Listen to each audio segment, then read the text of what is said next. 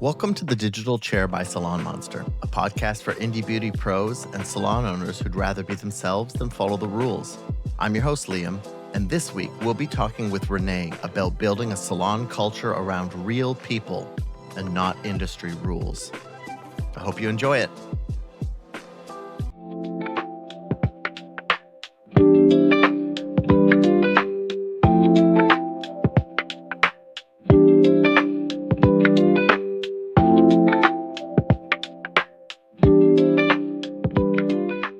Hi, I am Renee. I am the co-owner to Shadow and Shear, and we have opened this business up. It's almost at 1 year now. It's amazing. Well, yeah, when we talked last, I can't even remember if this was already happening, if it was in the works. Okay. Yeah. No. Okay. No. Fun. So 1 year mark. How is it feeling? What's been difficult? Yeah. Okay. Yeah. So 1 year. So since we last saw you, Sadie and I were in our little micro suite, and then this just kind of snowballed and happened. We didn't plan for this, but we are here. And it's been really amazing, and it's given us a really big avenue to do a lot of community working, do a lot of outreach, and do a lot of things that we never really planned to do.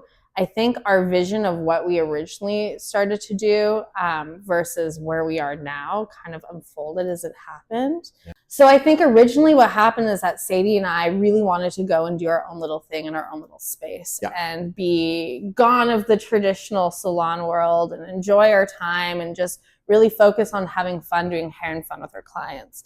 And in that year of time, something really weird happened and we just lost our professional masks.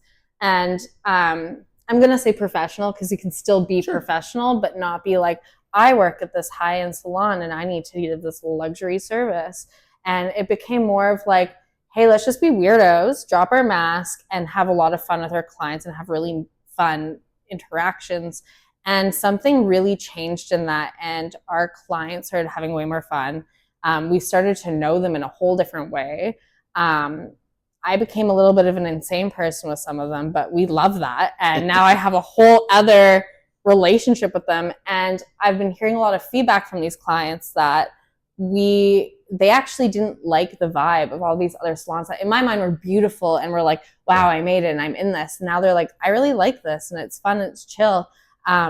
So then when this happened, we really wanted, I mean, at least for me, for it to kind of feel like you were hanging out in your friend's living room. And it would be really chill and fun. And we wanted to be able to expand this and give it to other people like ourselves with the same mindset. A lot of us are neurodiverse and don't fit in the traditional salon. And we wanted to make a salon that would fit within our needs and not us fitting within other needs. And because of that, we've made a really cool team. We've made a really cool team. We have a lot of fun people. All of our clients that come in that are brand new are somehow just like us, and we're just weird with them, and it's fun. And work is really fun, and hair is really fun, and like I love it. But you're asking me the difficulties of it. I think the biggest thing for me is the boundaries I have to create for myself for time, because I don't have time. I'm a single mom, so I have no time. But, you know, this year I'm working on that. Self-boundaries. Cool tangent, but that's a great tangent. It gave you lots. I mean, boundaries. How have you started setting boundaries? Yeah. Whether you're succeeding or not, what was the first step with setting boundaries? I think just like boundaries for time and how much I'm working. So currently, I mean, it's been needed because we started a business and we're figuring this out from ground zero, and we're rewriting some things and pulling in some of the traditional things, but changing it. But as a single mom, I work only in salon Friday, Saturday, Sunday. Those are my single mom free days.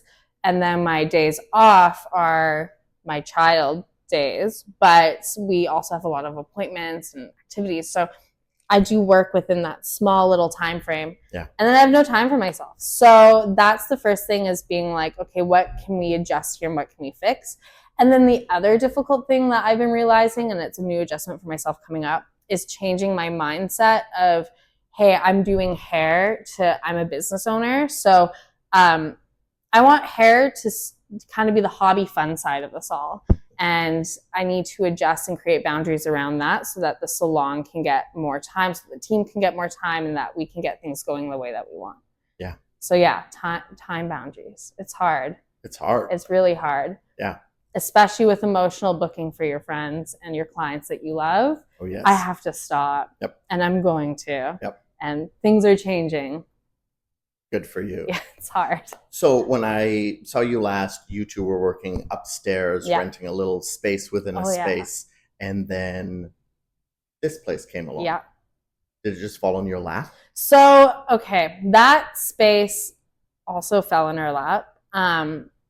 When we went there, we were supposed to have at least 2 years, I think, there. Yeah. And then the space that we were renting through got bought out by another owner.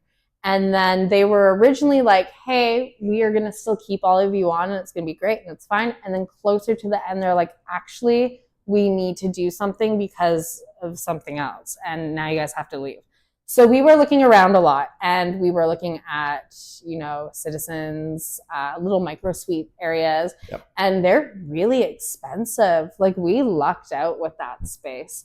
And it got to the point where we were like, okay, what are we going to do? What's our plan? Like, maybe we can do that. And then we jokingly, it's bad that this started on a joke, walked past a for rent or for lease sign. I'm like, let's just call them for the hell of it. Let's just see. And it wasn't that far off. So we laughed. I'm like, okay, this actually makes more sense for us to do. And we just kind of went with it. And, nobody told us no. And we just kept going. And no one's told us no. And everything just kind of happened.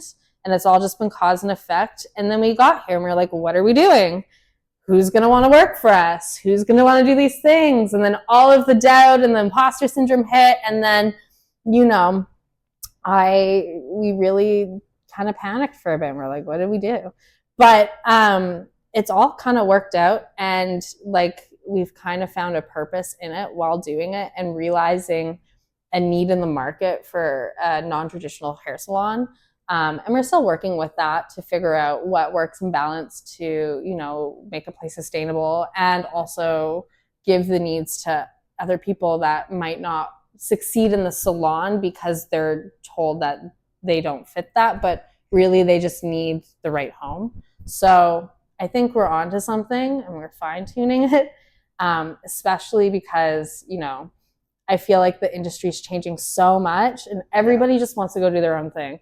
And I do think in 5 to 10 years time, the traditional salon is not going to exist in the same way that we think. Yeah. And I think there's a lot of problems and good things about that, but we'll get there. And I think that we're going to be somewhere in the middle of that. Yeah. So yeah, I think a lot of people want, and this is very controversial and some people might be mad about this, but a lot of people want flexibility and respect. And you're not getting that in a lot of traditional salons that aren't changing their mindsets. Yes. So that's where we're at with that. So how did you, what structure are you using to run this? Are you doing chair rental? Are you doing commission? Are you doing hybrid? So originally we just wanted to do chair rental because we wanted to have people of like mind with us. But as time's gone by, we've had a lot of work experience people come in, and one of them came in and we're like, I don't want this person to leave. And I was kind of toying with the idea before. I'm like, hey, so what's wrong with the whole hourly commission situation? And then what's wrong with the next steps of that and blah, blah, blah. So I'm like, I would be down to consider us potentially getting an assistant junior, training them up the way that we want, and helping them get to the point that they're a commission. And when they feel comfortable, help bridge them into doing a chair rental if they want. Yeah. And I think that not everybody wants that, but some people do. And I think that having, the availability and capabilities to help bring somebody up is it's a privilege, really. Yeah. You learn so much just from helping and teaching. Yeah. And you make really cool, meaningful relationships that way You make, I just choked on myself.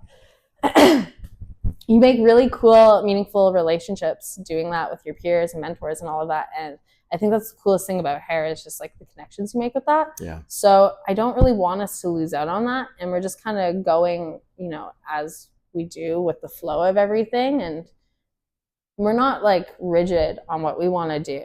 Yeah. We have an idea of what we want to do, but it's not boxed. And we're playing around and testing. And that might be naive and we might fall into something later on. But I think playing around and just figuring out what works for us is a lot of fun. And it's working. So. No, you sound flexible. Yeah. Be flexible. Yeah.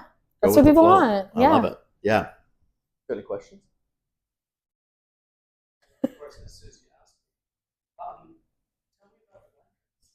Oh, yeah. Nothing is. Yeah, tell us about the blankets that I see down here. Nothing is colder than a salon in the summer. And it's cold right now. And it's cold in the winter. The blankets were always a fun little thought. Okay.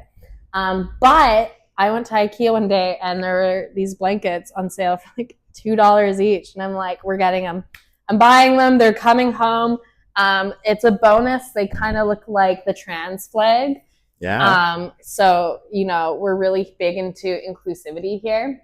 But it's one of our few accommodation needs that we have in here. So we have earplugs for anybody that might need them. We have fidget toys. They're not just for the kids. They're a bonus for the kids. They're really for all the adults.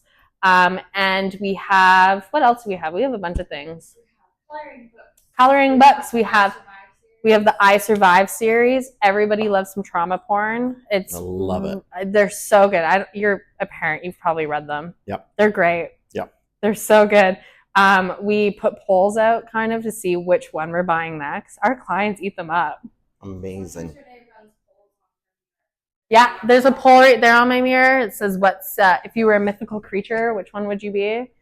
Yeah, we just have fun here. Nobody's super serious, but we do business. I love it. Yeah. What an amazing job. Yeah. And it looks wonderful. Yeah, thank you. Yeah. How do you attract clients who, is there anything you're doing in terms of I'm not just going to be yeah, no. Yeah, for sure. So how do you attract the kind of clients you want here, as well as how do you let people know that you exist, so people who are trying to find a safe space for them know you're here? Of course. So we, of course, have our Instagram and social media that is run not as great as it could be. But I think, honestly, a lot of our stuff comes from the outreach of the community stuff that we're doing. Yep. Again, it's really important for us. We all volunteer our time to do it. And our team is all happy to do it. And they even ask sometimes, like, hey, it's time for us to do something. And anytime we run those events, people do get clients. That is not the goal of it, but it is a bonus of it, which is amazing. And then I think like a lot of my social media I've kind of put to everybody. So I do it for myself, but there's a lot of times that clients and stuff reach out on there, and I do redirect them to certain people in the salon that I think that would be a good fit for them. My social media is not professional. And I think I am getting a lot of people that are very like-minded coming in from that. That's great. I had a moment of time where I was extremely active on there, and now I'm not. And I would say 95% of my new clientele, which I do get like pretty regularly, is still from social media posts long ago. Yeah. Just understanding how to work it, especially if you have a small account in Vancouver, is much more powerful than having a large account. You just need to understand how to reach your target audience. Mm-hmm. So I think a lot of that is really great. But yeah, I think doing a lot of things like our artist wall pushes out to that whole art community, doing the community events. We're hoping to get into Pride. We just put in our application for that. We just want to go and do things in the communities that we care about that are marginalized. And yeah, I think that just really fits a lot of our vibe and who we are. So people just come. I don't know. I love it. Yeah. I asked them, I'm like, how did you find us? And they're like, oh, I just searched this on Instagram. Because people are using Instagram and TikTok as Google now. That's what's happening. And so that's where we're putting our time and energy into. Yes. Yeah. I think I talked to you both about wanting to do an event here at some point. Yeah, anytime. Briefly. Anytime. Yeah. Yeah. I love it. Do you have any more questions you want, or should we switch it out? Should we do the classic? We ask the tell yourself something. I know we've done it before. Oh yeah, that is a good idea. Yes. Yeah. If you could go back in time and tell yourself at the beginning one piece of advice, what would it be? I think it would, I don't know, I'm such a chaotic person. It is, it's really true. I think that the biggest thing I could tell myself, and I'm trying not to go back to the one I went to last time, is really trust the skills and the knowledge that you have that comes outside of hair, because it will trickle in. And as much as I don't want to fall into the roles that I previously worked in other jobs, it's going to happen. I can't turn that off. And just expect it and toy with the idea with it, because when I started hair, I never wanted to start a salon. That wasn't in my mind. My ex was always like, you should just start your own salon, blah, blah, blah. I'm like, no, don't even talk to me. I don't want to manage people. I don't want to do this and that. But here we are. So it was going to happen either way, regardless of whether or not I was in denial or telling myself otherwise that I wouldn't. But I think just trusting those skill sets and not being taken advantage for them, actually, is another big one too. Because you know, I have over like 10 years of management experience and all of that. And because of that, in a lot of salons I went into, I could see flaws in a lot of systems. And I naturally was like, let me fix this for you. And that wasn't really my job or place, but I became invaluable because of it. So whatever. I love and then it. I left. So you are invaluable. Yeah, maybe. Did you find that having had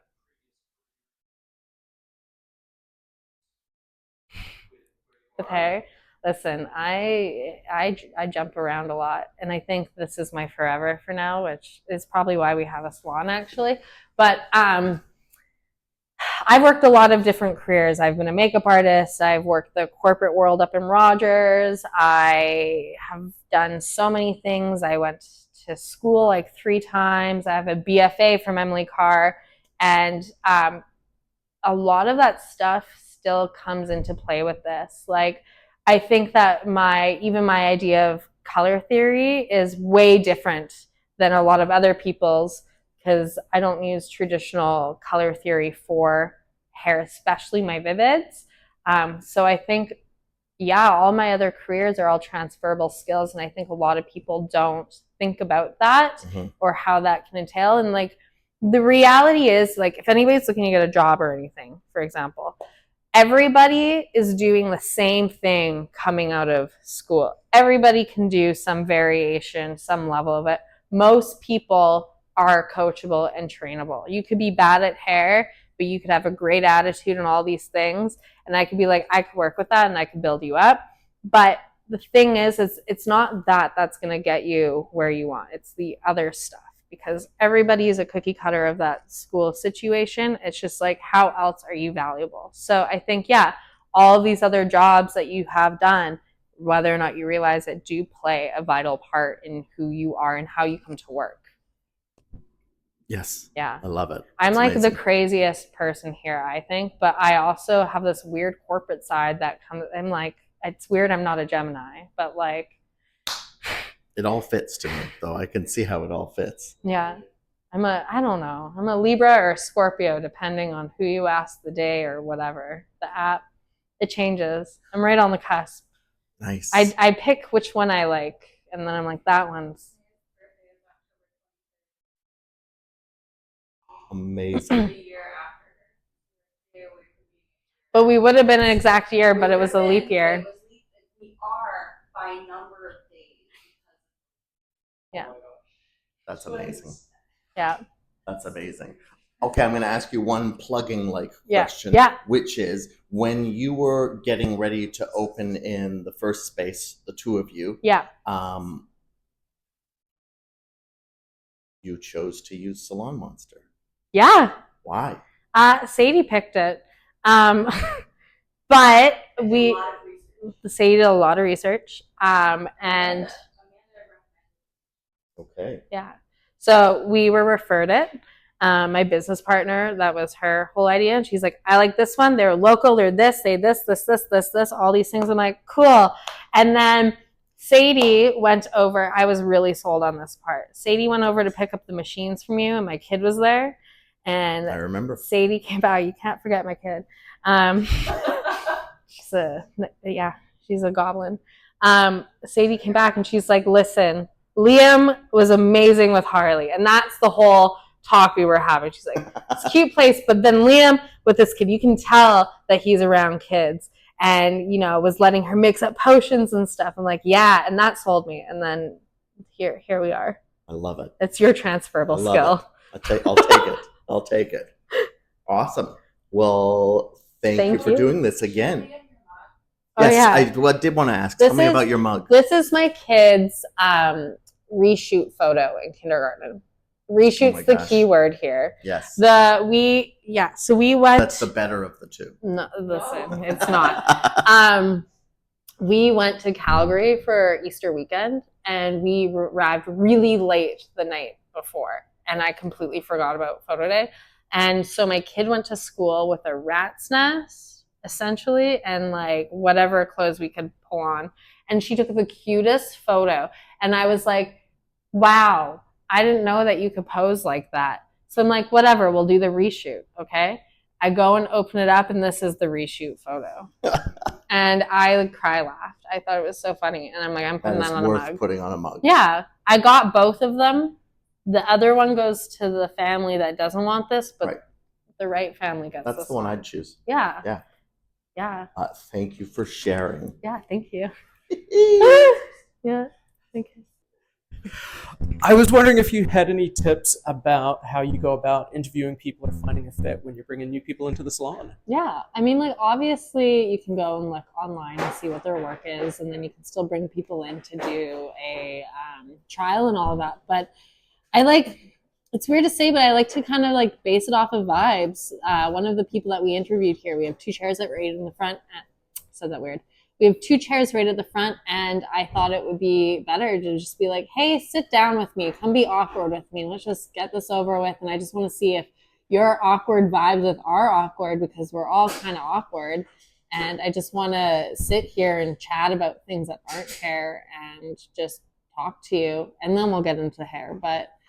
And your desires and needs and where you want to go and what you want and the support, and just see what you're like. But yeah. So when it comes to hiring, like, how much of it do you find is like just personality gel versus skill set?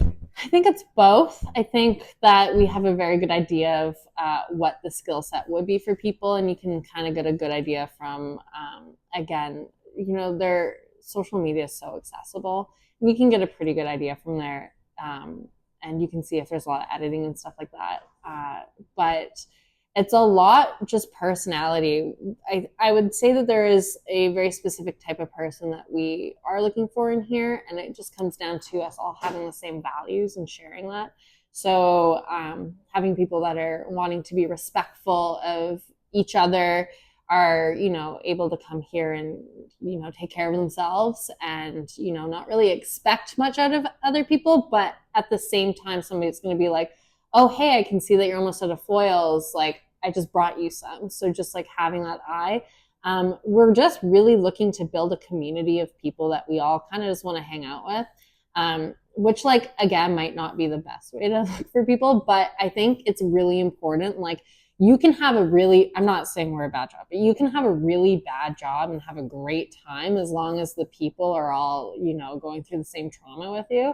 But like, what if you could just have a good, fun job with the people you love and, not have that trauma bond together? So I think we're just basing it kind of off of that, because, you have your ride or dies at work, and until that person leaves, you're kind of stuck in that hellhole together, and then you leave together.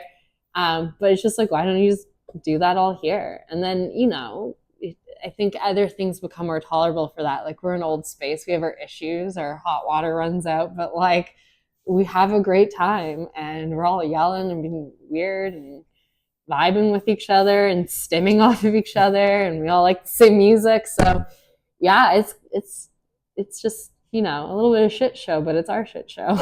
Sick when you're with your crew. Yeah, totally. It's awesome. Thank you. Thanks.